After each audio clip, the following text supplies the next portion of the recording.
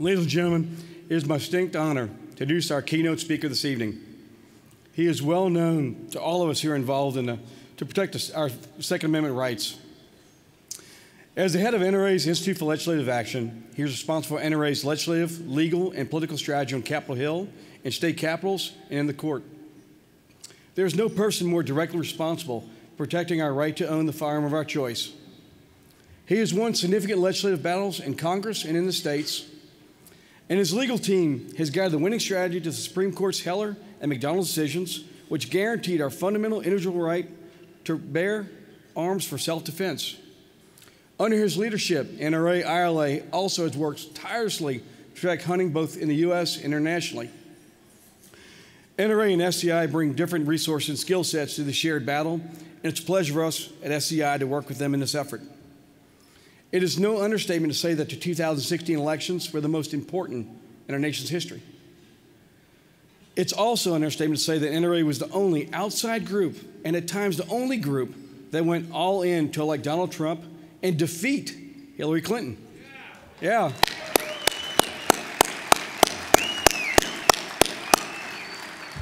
I figured that'd make you happy. And that was because of this man's foresight and determination. When others got nervous, he doubled down. And when the Never Trump crew popped up, he tripled down and charged directly into the fight. So tonight, we have the pleasure of hearing from an extraordinarily talented individual who defends everything that's important to us. But you don't have to take my word for it. You can see it for yourself. Please turn your attention to the video screens. Please roll the video.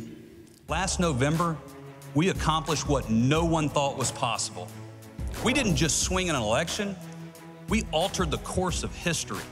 Isn't safety one of the biggest missions of what you do?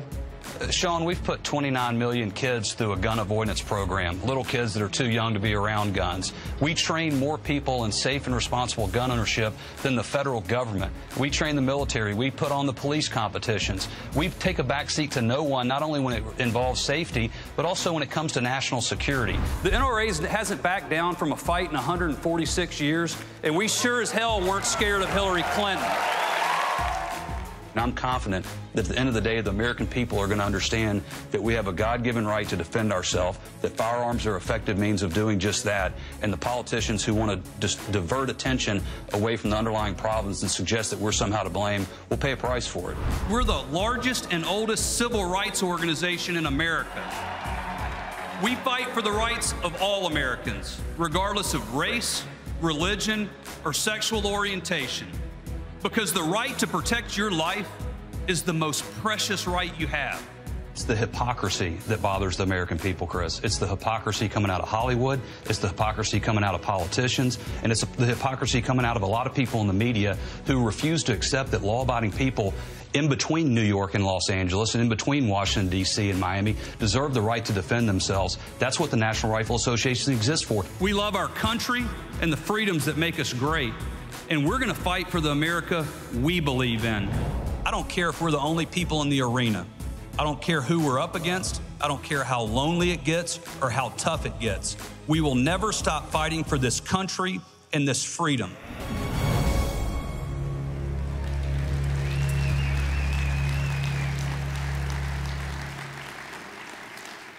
Ladies and gentlemen, it's my pleasure to introduce the Executive Director of NRA's Institute for Legislative Action, a life member of SCI, my friend and yours, Chris Cox.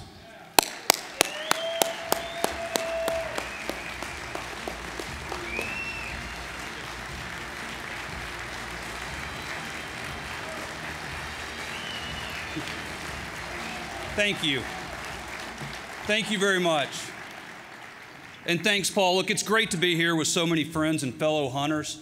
While I spend most of my time protecting our rights and not exercising them, I have been blessed with some great hunts around the world with many of you in this room. And I actually bought my first safari almost 20 years ago at SCI's Washington Metro chapter dinner. Like many of you, the experience changed my life. As I walked the convention floor today, I smiled, knowing one day I'll be back. Look, I hope you didn't come here tonight expecting to hear a 30-minute lecture on conservation statistics. Now, we all know that conservation is important, so I don't need to tell Noah about the flood. I'm also not going to talk about hunter retention and youth recruitment. Of course, we need to do both, but you've heard about that plenty of times before. No, tonight, I want to talk about 1961. That's right, 1961. Now, that year means a lot of different things to a lot of different people, but here's what it means to us. That's when hunting was absolutely, unapologetically cool. Think about it. In 1961, the world's biggest movie stars, like John Wayne, Jimmy Stewart, and the great Charlton Heston. The world's biggest singers, like Johnny Cash and Elvis Presley. And the world's biggest athletes, like Mickey Mantle and Stan Musial. They all had something in common. They were hunters. If you could stare into the center of the cultural consciousness in 1961, I think you'd find an actor, a singer, or a star athlete in a duck blind, a deer stand, or off chasing big game on the dark continent. It wasn't a PR stunt. They didn't make a big deal about it. They just did it. I mentioned John Wayne. He never got into a duck blind to push an agenda. John Wayne got into a duck blind because when you're John Wayne, you can do whatever the hell you want to do. And when you can do whatever the hell you want to do, you get into a duck blind. Obviously, a lot's changed since 1961. In the 1970s, something called the animal liberation movement was created, mainly by activist war protesters who no longer had anything to do.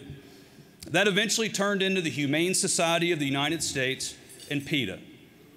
Under the false pretense of animal welfare, those groups set out on a mission to end hunting by shaming people for doing the most natural, normal thing any human who's ever walked this earth has ever done. Today, these people have become so successful that they've infiltrated mass culture, and you literally can't avoid them. For every Johnny Cash hunting back in 1961, now there's 100 Kim Kardashians interrupting our kids' TV screens and iPads to undermine our morals and values. Just look at what Hollywood has become. Hollywood used to be filled with people you wanted your children to emulate. Now it's filled with people you don't want your kids to be around. Let me ask you a question. Who would you rather your teenage daughter intern for? This guy? Or a proud father of 5, hunter and defender of the Second Amendment like this guy? Okay, that one was too easy, so here's another one. Who would you rather your teenage son intern for? This guy? Or the most pro-hunting interior secretary in generations, this guy?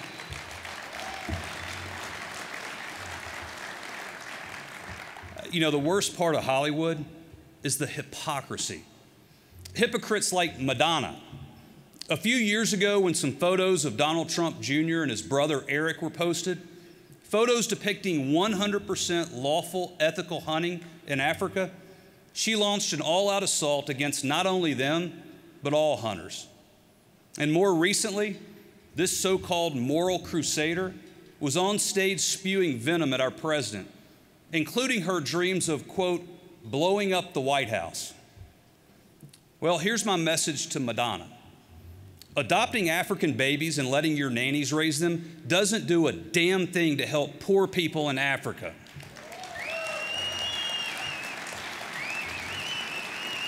But providing entire villages with clean water, clothes, and fresh food to eat, like hunters do, that does.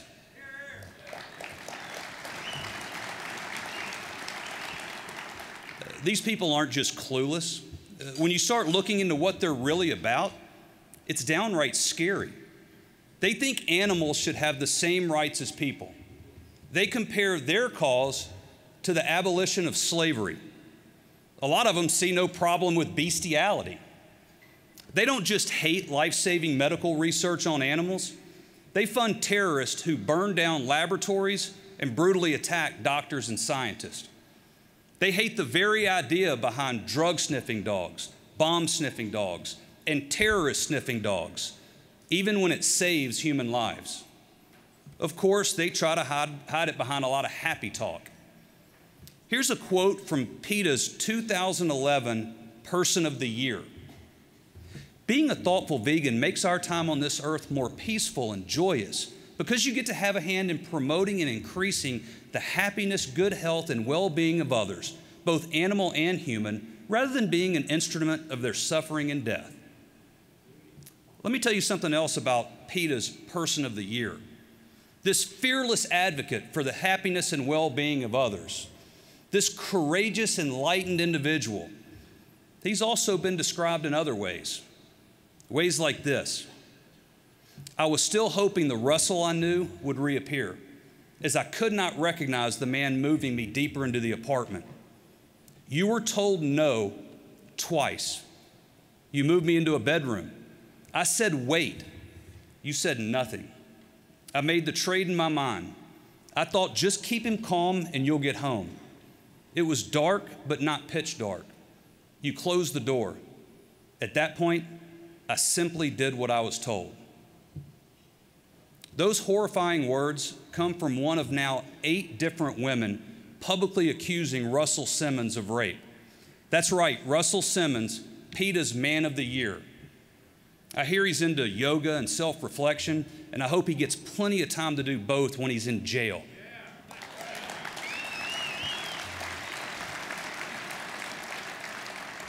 Friends, I refuse to be lectured or shamed by a bunch of ignorant, hypocritical people who treat animals like gods and human beings like trash. No, I'm gonna do the one thing. I'm gonna do the one thing I know reinforces everything good and right about being a human on this planet. I'm gonna hunt, I'm gonna teach my kids to hunt, and I'm not gonna apologize for it ever.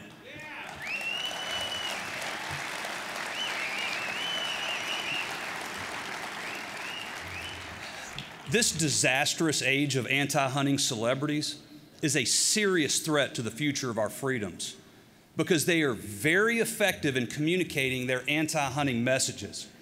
And the truth is, for those who don't know about hunting, they're being persuaded by 7-second videos from the Miley Cyruses of the world. They've even convinced the masses that hunters are somehow responsible for poaching. And our side, we're simply failing to tell our story beyond our community. We get so caught up in the conservation argument or the endless statistical defense of hunting or how we need to recruit more hunters that we just flat out miss the point and we lose people. Which brings me to the elephant in the room. Friends, we all know these decisions should be based on science, not emotion, but the truth is the lies of the animal rights community have been successful, even at the highest levels of government. And what that means is we have a lot of work to do, and we need to do it better. Because here we are, sitting on the top of the greatest treasure trove of emotional experience in all of human history, the most genuinely thrilling adventure mankind can possibly achieve, an adrenaline rush that's literally written in our DNA. And yet when we talk about hunting, we sound like we're reading from textbooks. Well, if you look at the North American model and its effect on the stability of animal populations, blah, blah, blah. Do you really think anyone's persuaded by that? Be honest with me now. Raise your hand if you've ever woken up at 3:30 in the morning, put on your wool socks and boots and camo, and rushed off into sub-zero weather for 5 straight days to conserve the caribou population. Anybody? Look, I've sat around enough hunting camps to hear just about every exaggerated story that's ever been peddled, and I still haven't heard the one about the shot that conserved the deer population. Don't get me wrong, conservation is an extremely important byproduct of hunting. We should be proud of it. We should protect it. And in the case of the crisis going on in Africa right now, we should fight like hell to get the truth out. But it is a byproduct. It's not the core of hunting. My 6-year-old daughter gets it. One day last year, I was getting ready to go hunting, and I thought it'd be a great teaching moment on conservation. So I asked her, "Do you know why Daddy's going hunting?" She looked back and said, "Deer sausage." Damn right, damn right. It's in her genes, just like it's in mine. Folks, I'm honored to have my father here tonight. I love my dad.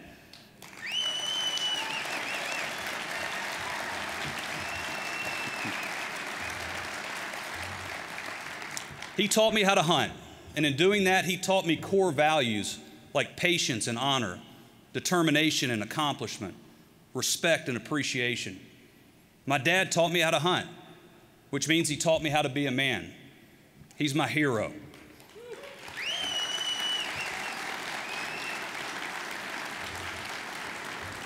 So is my mother, and she's here too. And her brother, my uncle, we called him Uncle Buck. To a kid, Uncle Buck was cool, and he still is. His house was filled with exotic African mounts, and behind each one was a story, heart-pounding adventure and exploration, epic struggles of man versus beast, the ultimate challenge.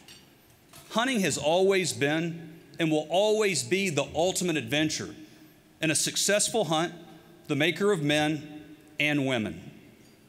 You can be the biggest big shot of them all. You can have billions of dollars, every car, every mansion, and every plane. And I promise you, if you can't hunt, you will still feel like an insignificant shadow of a man when you're in the room with someone who can. Don't you, George Soros?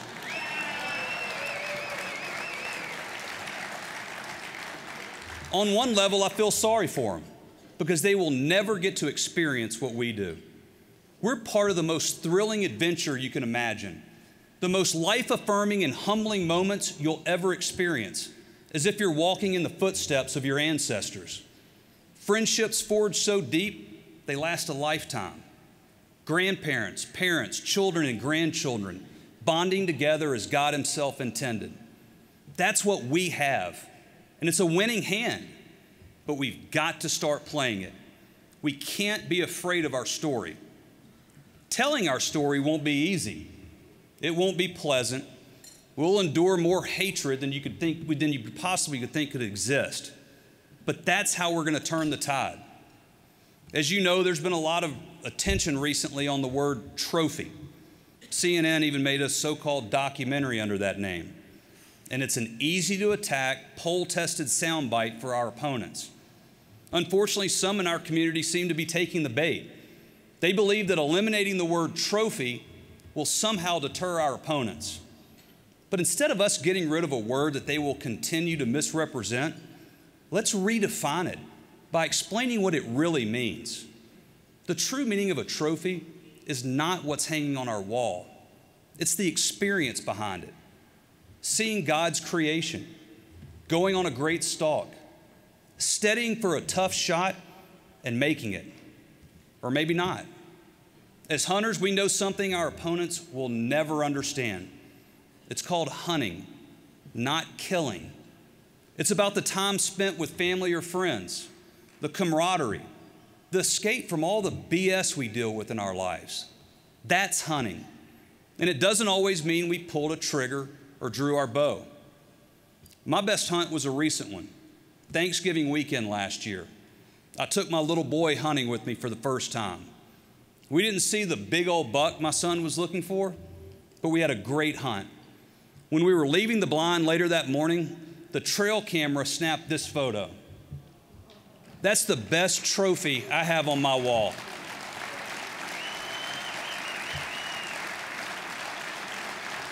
And that's what it's about, right? Friends, we're not alone in this. Our opponents don't have a monopoly over every celebrity. How many of you have heard of Chris Pratt? If you haven't, your kids have, I promise you. He's a star in the Avengers movies, the new Jurassic Park, Parks and Recreation, and more. He's also a huge hunter, an eat-what-you-kill guy who's obsessed with elk hunting. Chris Pratt will preach our gospel to anyone who will listen. Here's one of his posts responding to a critic who chimed in, 2017 and people still hunt? Still? Literally how? Here was Chris's response. Literally? People hunt by using modern firearm, archery, and muzzleloading equipment. There's an application process for licenses and tags, which are available only during short, strictly enforced seasons. One must complete a hunter safety test to be eligible. I hope this helps.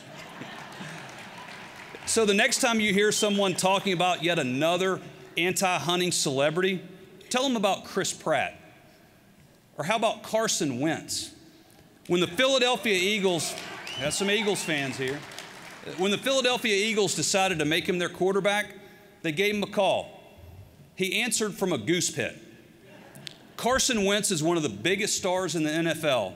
His team's in the Super Bowl tomorrow, and he's an absolutely unapologetic hunter. When they have good years, most quarterbacks buy their offensive linemen Rolex watches. You know what Carson bought his offensive line? Beretta over and under shotguns.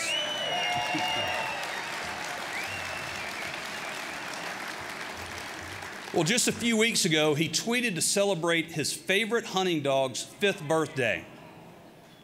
The responses were offensive and sad, and most of all, they were predictable.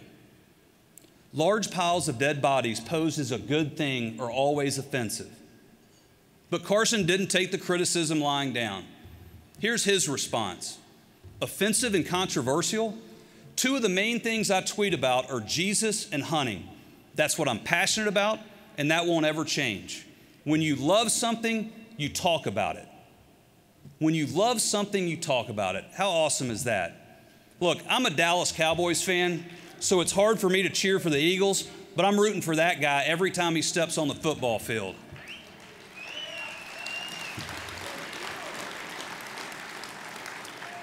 Guys like Carson and Chris endure so much hate every time they open their mouths about hunting. It's a wonder they ever do. And it's not just them, there's plenty of others. The cheerleader in Texas who was treated like trash for her love of African hunting. It was the proudest moment of her life until it was picked up by the hateful hordes on social media and turned into an unimaginable nightmare. But she refused to be silenced in the face of her critics. Folks, we've got to wrap our arms around these proud hunters. We've got to let them know they have an army behind them. We can't leave them out on an island to be picked apart and ravaged by the other side, because an attack on one of us is an attack on all of us. Friends, this is truly the fight of a lifetime. At the National Rifle Association, we're used to big fights, and we're used to winning them too. I believe that what our 5 million members and tens of millions of supporters accomplished in 2016 will go down as one of the greatest political victories of all times. The confirmation of Neil Gorsuch, President Trump's nominee for the Supreme Court, has the potential to solidify the Second Amendment for generations. On day one, hunters received the best friend we've had in Washington for decades in President Trump's Interior Secretary, Ron Zinke. He didn't waste a moment before implementing crucial pro-hunting reforms, and we're lucky he's there. 2016 will go down as one of the most pivotal years in the history of everything we care about. We weren't supposed to win deep blue strongholds in Pennsylvania, and Michigan, and Wisconsin. But a bunch of hunters and sportsmen didn't just chip away at that mythical blue wall, they knocked the son of a bitch down.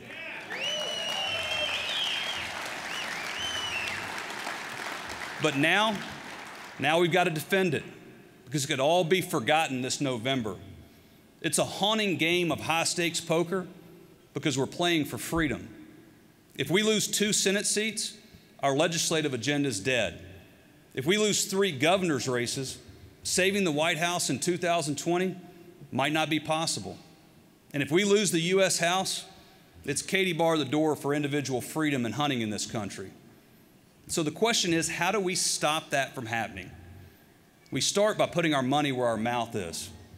There's no easy button for this. The world's either going to look like our vision or theirs, and they're spending outrageous amounts to win. George Soros just transferred $18 billion to advance his political agenda and bring the fight to hunters and gun owners. Here's the thing, though. There's plenty of money on our side, too. The question is, are we as passionate about fighting for our vision as Soros is about stopping it? Let me ask it this way. How much money do you spend on hunting every year? Your plane tickets, your guns, your guides, your animals, your licenses, add it all up. How about for every hunt you book, commit 10% of that amount to ensure your grandkid gets to do the same thing? That's a start. That's a start. I don't care where you send the money. Give it to SCI, give it to NRA, but give it. We don't fight back against the anti-hunting groups without that money. We don't fight this culture war without that money. Sadly, we don't win without that money. And you've got to want to win. You've got to feel this so deep in your bones, there's no other choice. Because our opponents have a cradle-to-grave strategy. They're in everything from our kids' coloring books to college classrooms to puppy and kitten ads on TV during dinner. They are obsessed with this, and I'm not sure we are yet. We're not as obsessed with defending hunting as we are with going hunting. Let me say that again. We're not as obsessed with defending hunting as we are with going hunting. Think about it. Think about it. We're all excited to see our favorite outfitters on the convention floor, but we simply seem disappointed at our opponents' lies and the threat to our hunting heritage. Friends, the enemy's got us surrounded. Being disappointed isn't going to hold them off. You need to get pissed off, and you need to get there real quick. We need to be more fired up and passionate about defeating these people than we are about booking our next hunt. Because while we're out there hunting elephants and lions and elk and sheep and whatever else we love, these people are hunting us and our way of life. They don't go on safari. They don't slow down. Their burning mission is to fundamentally transform the world and erase you, me, and every hunter from the history books. When they've got that kind of passion on their side, if we don't match it, not much we can do to stop them. It's only a matter of time. But me, I'm hopeful. I'm hopeful because we've got history, humanity, and truth on our side. But we've got to get off the fence and into the arena. And I don't mean watching it from a luxury skybox. I mean fighting on the Coliseum floor. And please, finally, let's put our egos aside and our divisions behind us. The gun rights movement figured this out over the past 2 decades. It doesn't matter if you're an AR guy or a concealed carry girl, a shotgunner, a reloader, a competitor, or a collector.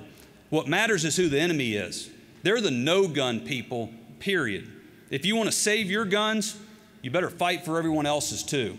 So I don't care if you're an African hunter, an upland bird hunter, an eat-what-you-kill hunter, or a high-fence hunter. Do you want to be a hunter or not? That's the question. Because the enemy...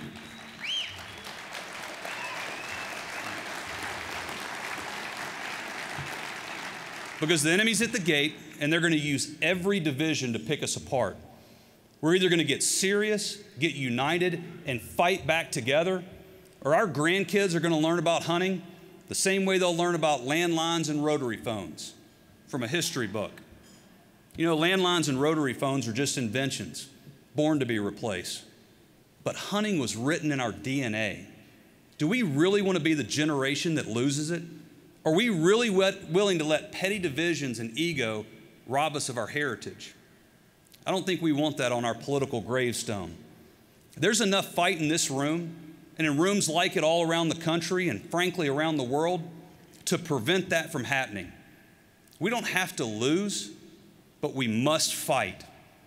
Because if not us, who?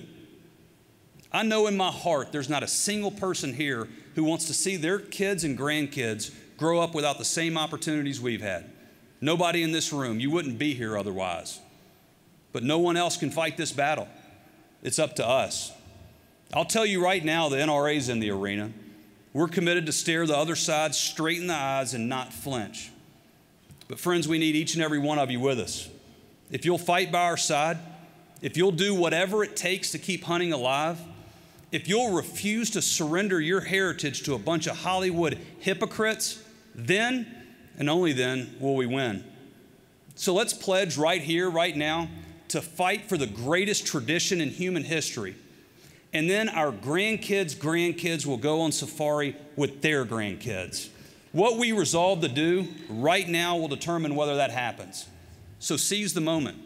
And let's leave this convention committed to bring the same passion we have to go hunting to the do or die fight to save hunting. Thank you very much.